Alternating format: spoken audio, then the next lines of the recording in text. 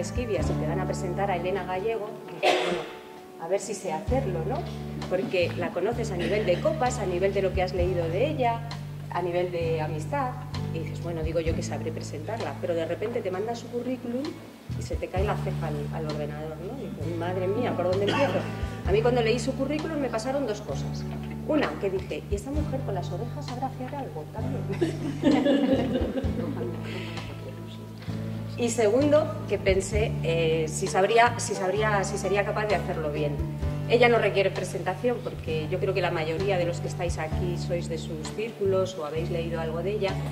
La segunda cuestión que me surgió es, ay madre, ¿y si me equivoco y en lugar de decir que es profesora de la universidad, profesora de español de la Universidad de Tokio y teoría de la traducción, la mando, yo que sé, a San Petersburgo? Bueno, pues en los que conocemos a Elena sabemos que no hubiera pasado nada, que ella hubiera dicho, tranquila Oli, no pasa nada, si a mí me encanta viajar, ¿no? Esto es lo más importante de Elena, esa ambición por la cultura que tiene continuamente. Hace poco estábamos tomando un vino con ella y de repente nos saltó, así como si nada, que estaba estudiando ahora suajili. Sí, suajili. Pues así. Los españolitos de a pie todavía tenemos problemas con el inglés y ella está estudiando suajili después de controlar el japonés, de ser profesora en la Universidad de Tokio. A nivel de su trayectoria profesional, yo creo que lo más destacable es, aparte de su labor docente, es el doble vínculo que ha generado entre España y Tokio, entre el castellano y el japonés. Ha traducido, tiene publicados 16 libros. Sí, algunos libros son de literatura japonesa clásica traducidos al español. Ha traducido a los clásicos japoneses y algunas antologías de haikus que seguramente conoceréis. Dentro de poquito creo que se va a lanzar, ¿os ha lanzado ya? No. Se va a lanzar sí, haikus de guerra. Haikus de guerra se publicó el otoño pasado y la presentación será el 23 de febrero. Están todos ustedes invitados. Así que ya sabéis, otra que no os podéis perder. Y a nivel personal, pues a mí sí que me gustaría destacar esa labor de acercar la cultura japonesa y la literatura japonesa a España. Pero como hoy no nos va a hablar de literatura japonesa, sino de su pasión por las letras, como buena filóloga, de las letras españolas, pues nos va a acercar. Esperemos que seamos capaces todos de dejarnos contagiar de su pasión por Cervantes y especialmente por el Quijote. Así que somos todos tuyos. Hola, muy buenas tardes. Muchas gracias a la Escuela de Escritores de Burgos, a Jesús Pérez, a Oliva Ortega, gracias por su presentación. Gracias por vuestra generosa invitación, por la organización de estas lecturas de Don Quijote en el 400 aniversario y a todos quienes las han hecho posible. Gracias a los responsables del Museo de la Evolución Humana por dar acogida a estas lecturas y a todos ustedes que han depositado en mí la confianza necesaria para venir a escucharme y concederme así su precioso tiempo y atención. Y aprovechando esta oportunidad, quisiera desearles a todos ustedes muy felices Navidades y todo lo mejor para el año 2017.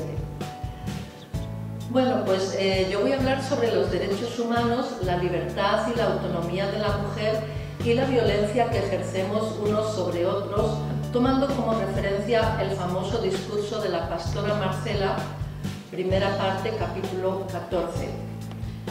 Vamos a ver en primer lugar el contexto en el que suceden los hechos. En el capítulo 11, Don Quijote y Sancho están compartiendo cena con unos cabreros. En esos momentos, Don Quijote y Sancho, Don Quijote confirma una vez su voluntad de, cito textualmente, defender las doncellas, amparar las viudas y socorrer a los huérfanos y menesterosos. Y este diálogo, este monólogo, está en función de los sucesos que seguirán a continuación. En el siguiente capítulo se enteran de la muerte de un pastor estudiante de astrología llamado Grisóstomo y según los presentes, la causante de la muerte es una endiablada moza llamada Marcela.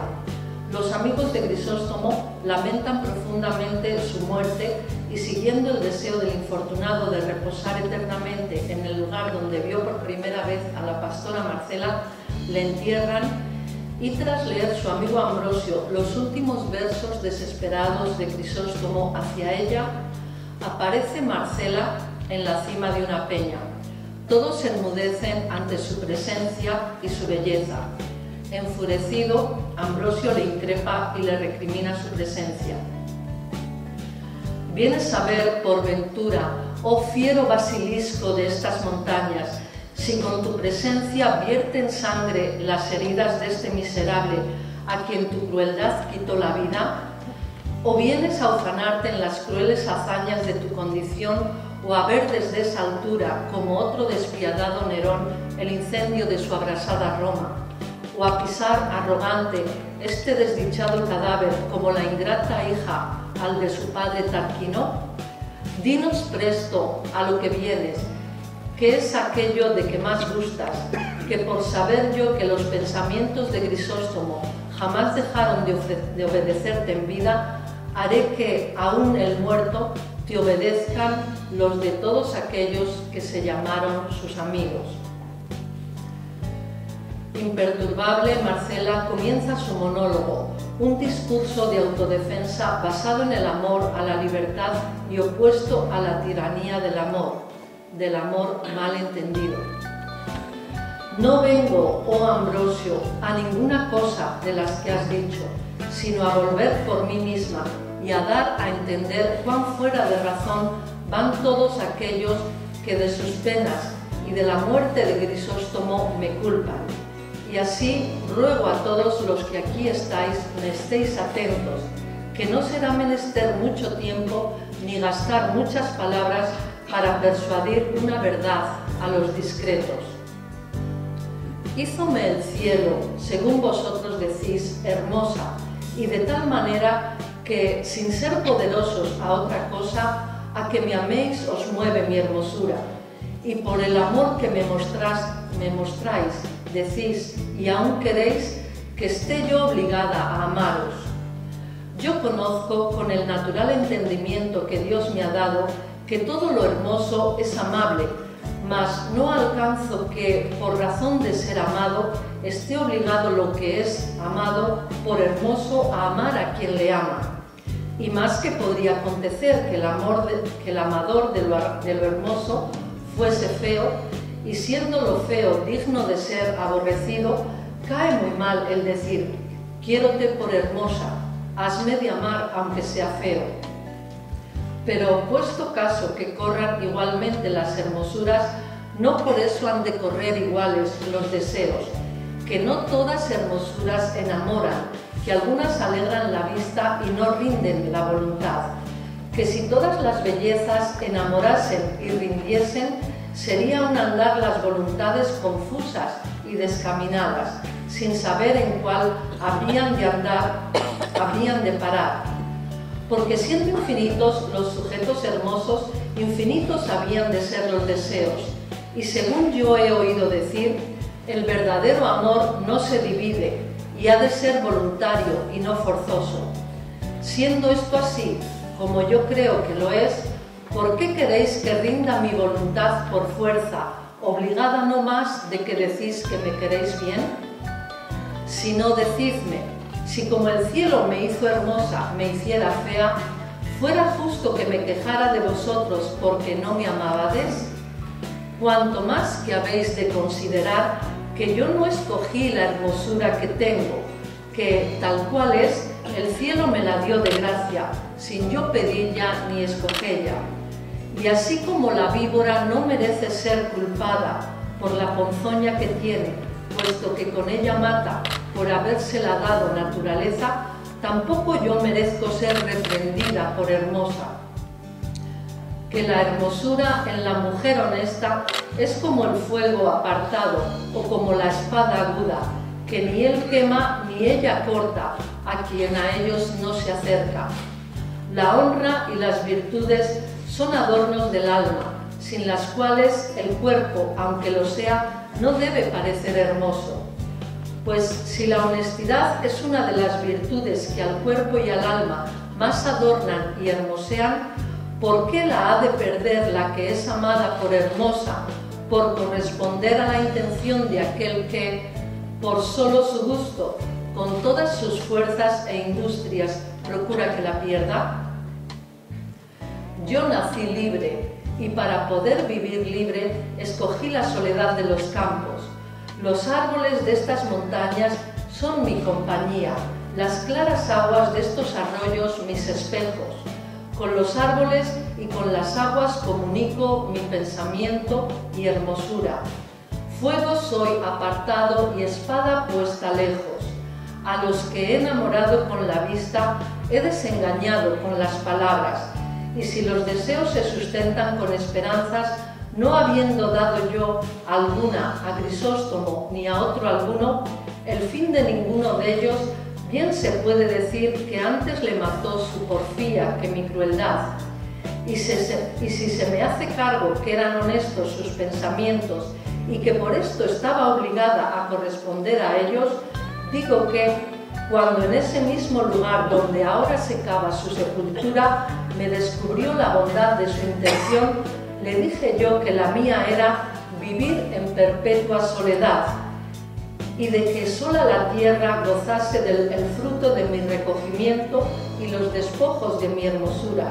Y si él, con todo ese desengaño, quiso porfiar contra la esperanza y navegar contra el viento, qué mucho que anegase en la mitad del golfo de su desatino. Si yo le entretuviera, fuera falsa. Si le contentara, hiciera contra mi mejor intención y presupuesto. Porfió desengañado, desesperó sin ser aborrecido.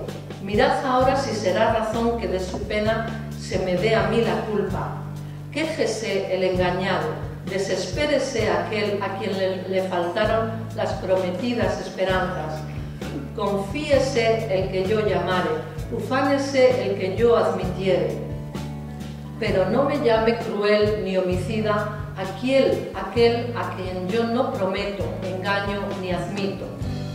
El cielo aún hasta ahora no ha querido que yo ame por destino, y el pensar que tengo de amar por elección es excusado. Este general desengaño sirva a cada uno de los que me solicitan de su particular provecho, y entiéndase de aquí en adelante que si alguno por mí muriere, no muere de celoso ni desdichado, porque quien a nadie quiere, a ninguno debe dar celos, que los desengaños no se han de tomar en cuenta de desdenes. El que me llama fiera y basilisco, déjeme como cosa perjudicial y mala. El que me llama ingrata no me sirva, el que desconocida no me conozca. Quien cruel no me siga, que esta fiera, este basilisco, esta ingrata, esta cruel y esta desconocida, ni los buscará, servirá, conocerá, ni seguirá en ninguna manera.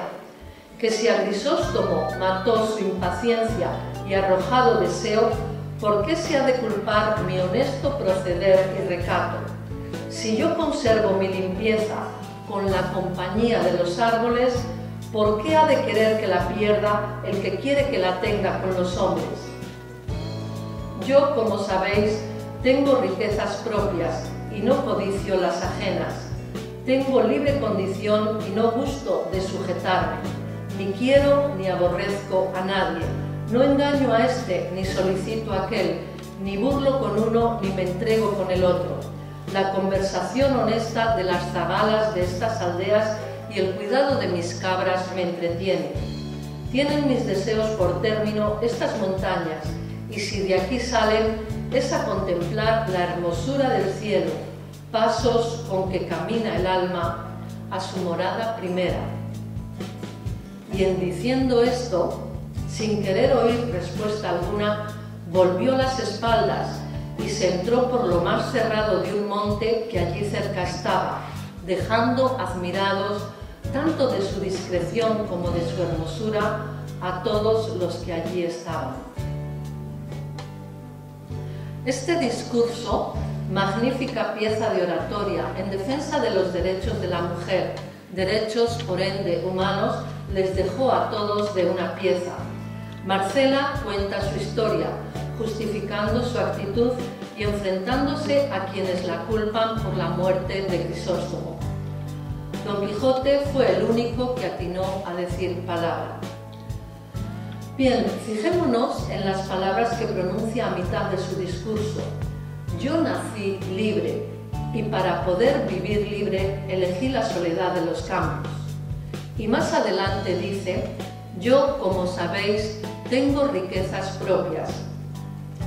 Estas palabras, pronunciadas por una pastora en el siglo XVII, en las que proclama su absoluta independencia y autosuficiencia, incluso económica, causan el asombro de todo el mundo porque rompen con todo lo establecido, los estereotipos, patrones y moldes, algunos de los cuales siguen en plena vigencia 400 años después, estereotipos con los que la secular cultura patriarcal condena a la mujer, como por ejemplo el matrimonio y la maternidad, como único modelo de vida y subsistencia, castrando cualquier otro tipo de deseo. Y estas palabras, yo nací libre, nos recuerdan también al elogio de la libertad que hace Don Quijote en la segunda parte, capítulo 58. La libertad, amigo Sancho, es uno de los más preciosos dones que a los hombres dieron los cielos. Con ella no pueden igualarse los tesoros que encierra la tierra, ni el mar encubre. Por la libertad, así como por la honra, se puede y debe aventurar la vida, y por el contrario, el cautiverio es el mayor mal que puede venir a los hombres. Bien, pues llegados a este punto y viendo la inagotabilidad del discurso de Marcela para plantear todo tipo de temas, podemos hablar sobre las relaciones sentimentales, la igualdad de sexos, la liberación de las mujeres, la violencia de género, el acoso psicológico, moral o sexual, los derechos humanos, etc. Sería interminable, pero yo quisiera centrarme en la violencia verbal, preludio de la violencia física. Fijémonos en las palabras con que increpa Ambrosio, el amigo de Crisóstomo, a Marcela. Contienen una gran violencia verbal, es decir, insultos, fiero basilisco de estas montañas, amenazas y reproches. Sin embargo, Marcela, una mujer valiente, segura y muy dueña de sí misma y de su vida, le rebate y le rebota toda su violenta verborrea con argumentos sólidos, impecablemente expuestos y firmemente fundados. Es decir, Marcela rechaza esa violencia que supone echarle la culpa de la muerte de una persona. Marcela no asume, no se hace cargo de esa violencia ni de la culpa que tan injustamente se le imputa. Y esto es sumamente importante porque en el momento en que aceptamos la violencia verbal, estamos dando la bienvenida a la violencia física, porque la violencia es una espiral que siempre va en aumento. Por otra parte, convendría analizar los conocimientos o ideas preconcebidas que tenemos sobre el amor. El verdadero amor es positivo. Recordemos las palabras de la Biblia, Corintios 1:13, si no tengo amor, de nada me sirve hablar todas las lenguas del mundo. Y si no es positivo, no es amor. Todas esas expresiones tan manidas y consabidas, amar demasiado, morir de amor, locura de amor, etc., a pesar de que gramaticalmente son correctas, son erróneas semánticamente hablando. Y todas esas amenazas, si no me quieres me mato, si no estás conmigo me muero, si me dejas me suicido, lo único que indican es una personalidad desequilibrada, dependiente, amor muy malentendido por uno mismo, absoluta intolerancia a la frustración y un profundo egoísmo, es decir, son un chantaje emocional que encierran gran violencia psicológica y moral que atentan contra la libertad de la persona. Todos estamos sometidos a los rigores del amor y hemos padecido, si no una, varias veces, un amor no correspondido, por activa o por pasiva. Es decir, hemos sido sujetos, agentes o pacientes de dicha situación, bien a nuestro pesar. quien esté libre de esta experiencia que tire la primera bola. Por otra parte, entre todos construimos este mundo, golpe a golpe y verso a verso, y todos contribuimos a la violencia. Cuando reímos chistes que vejan a las mujeres, a las minorías, a otras razas, cuando vemos, sin inmutarnos, publicidad sexista que cosifica a la mujer, la reduce a objeto de consumo, y también cuando vemos un delito, una agresión o una situación anómala y miramos para otro lado. Por dicha razón, desde el momento en que nos incorporamos a este mundo y formamos parte de la humanidad, tenemos una responsabilidad ineludible hacia los demás y hacia sus derechos más básicos, porque callar ante la violencia es otorgar nuestro consentimiento para que se siga produciendo. Y dicha violencia, sea del tipo que sea, está tan enraizada en nuestra vida cotidiana que es muy difícil de erradicar. Por una parte, la tenemos normalizada, está omnipresente a nuestro alrededor en la publicidad, en los cuentos infantiles, en el cine, en los videojuegos, en nuestro trabajo, en los roles que desempeñamos, en los pequeños detalles, en todos los elementos que constituyen nuestra identidad desde que somos pequeños. La mamamos como algo totalmente natural. Asumimos con total naturalidad y normalidad que para insultar a una persona hay que denigrar a su madre cuestionando su decencia. Es decir que, en definitiva y a la postre, un maltratador no se hace de la noche a la mañana, sino que se va gestando desde su más tierna infancia. Le moldeamos entre todos con el suma y sigue de estos pequeños detalles, y finalmente dichas imágenes determinan nuestra cosmovisión de la sociedad y el papel que en ella representamos. Por otra parte, la violencia es como la energía, ni se crea ni se destruye, siempre existe y solo se transforma. Es decir, varía de forma y de métodos según las épocas, por lo cual hay que estar muy atentos para detectarla. Por ejemplo, las diferencias salariales entre hombres y mujeres ante un mismo trabajo son violencia económica, van contra los derechos humanos y contra el artículo 1 y artículo 14 de la Constitución española, y sin embargo ahí están, inamovibles. Según la teoría del triángulo de la violencia, del científico noruego Johan Galtung, precursor de los estudios de la cultura de paz, es decir, la irenología. Irene, como todos sabemos, significa paz en griego, por tanto, la irenología es la ciencia que estudia la paz, la cultura de paz.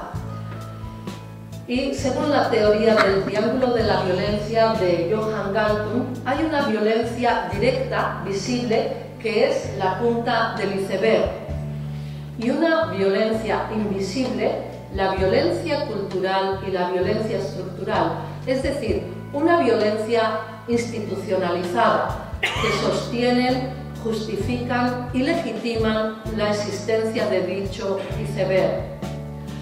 Mientras no empecemos por descongelar toda la mole del iceberg, empezando por su base, a base de mucha cultura y educación, es inútil tratar de retirar el hielo de la punta. No es más que pan para hoy y hambre para mañana. Es decir, para erradicar la violencia estructural es necesario desaprender lo aprendido y cambiar nuestras estructuras mentales. ¿Estamos dispuestos a hacer ese esfuerzo para obtener la recompensa de vivir en un mundo sin violencia? Y hablando de la violencia, quería mostrarles este libro, El origen histórico de la violencia contra las mujeres, editorial Dilema, de varios autores, bueno, de varias autoras, mejor dicho, y coordinado por Pilar Pérez Cantó. Históricamente, la mujer siempre ha ocupado un lugar secundario a la sombra de los hombres, como ciudadana de segunda o tercera categoría. Ese gran entramado, esa enorme red del tejido social, es decir, la violencia estructural e invisible, que ha perdurado por los siglos de los siglos, no se puede eliminar en 2 o 3 o 15 generaciones. Es decir, hay un profundo sustrato de violencia estructural hacia la mujer, y eso hace que hoy en día, tanto en la vida personal como en la profesional, en la empresa, oficina o universidad, sigamos siendo trabajadoras de segunda categoría y estando muy por debajo de los hombres, por mucho que digan que hay proyectos, programas y planes de igualdad. De aquellos lodos, estos barros. Por otra parte, ¿quién no se ha visto sometido alguna vez en su vida a cierta violencia, presión o acoso, ya sea hombre o mujer, ya sea de forma burda o sutil, ya sea en la vida personal o profesional? ¿Quién no se ha visto en la complicada y delicada tesitura de tener que elegir entre defender a los débiles e indefensos o asentir con su silencio y formar parte de la mayoría agresora? ¿Y por qué acosamos, violentamos y hacemos la vida imposible a quienes son diferentes? Porque todos tenemos espíritu de tribu, el poder del lobo se lo da la manada, y nos molestan los diferentes, porque poseen aquello de lo que nosotros carecemos. Marcela es diferente, porque ella es feliz sola y libre, no necesita casarse para ser mantenida, y a algunos hombres les indigna profundamente la independencia y la consiguiente libertad de elección de las mujeres.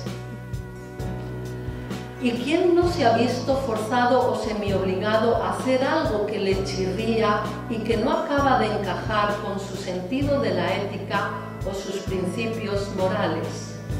Quien esté libre de esta experiencia, que tire la primera bola. Creo que saber rechazar esa violencia, esa situación violenta en la que nos colocan los demás en contra de nuestra voluntad, es la verdadera libertad, según las palabras de Cervantes en su famoso Elogio de la Libertad, segunda parte, capítulo 58. Sin embargo, resulta extremadamente difícil oponerse a dicha violencia porque, como he explicado anteriormente, está profundamente enraizada y naturalizada, y encarar las sutiles o directas agresiones cotidianas exige cuestionar, negar, nadar a contracorriente, enfrentarse una y otra vez a todo lo establecido, el sistema en el que vivimos, un sistema que se regodea en conductas machistas, misóginas, racistas, homofóbicas, etc. Cuestionar estas conductas implica reconocer que estamos haciendo algo mal como sociedad y no estamos dispuestos a aceptar ese nivel de autocrítica. Es mucho más cómodo mirar para otro lado, levantar la alfombra y esconder debajo los abusos cotidianos que se van acumulando hasta que algunas víctimas, hastiadas de tanto abuso, se atreven a dar el paso y denunciar los hechos, denuncias que no sobrepasan el 20% y que representan la punta del iceberg. Como hace Marcela, saber decir no a la violencia es una de las formas más auténticas de libertad. Pero para conseguir esa libertad de pensamiento es necesario invertir en valores humanos: ética, moralidad, solidaridad, justicia y empatía. Desaprender todo lo aprendido erróneamente. Invertir en cultura. Formar y educar correctamente a toda la sociedad y en especial a las jóvenes generaciones. Porque la cultura es el principio del fin de la violencia. Solo la cultura, únicamente la cultura, tan denostada y despreciada hoy día, puede salvarnos. El primer paso para erradicar la violencia es decir no. e implicarnos todos y cada uno de nosotros como individuos y como sociedad. No con mi firma, no con mi nombre, no con mi risa, no ante mi mirada, no con mi silencio cómplice. Como decía el gran poeta uruguayo Eduardo Galeano, fallecido el año pasado, ojalá podamos ser desobedientes cada vez que recibimos órdenes que humillan nuestra conciencia o violan nuestro sentido común. Libres son quienes crean, no quienes copian, no quienes plagian, añado yo. Y libres son quienes piensan, no quienes obedecen. Enseñar es enseñar a dudar.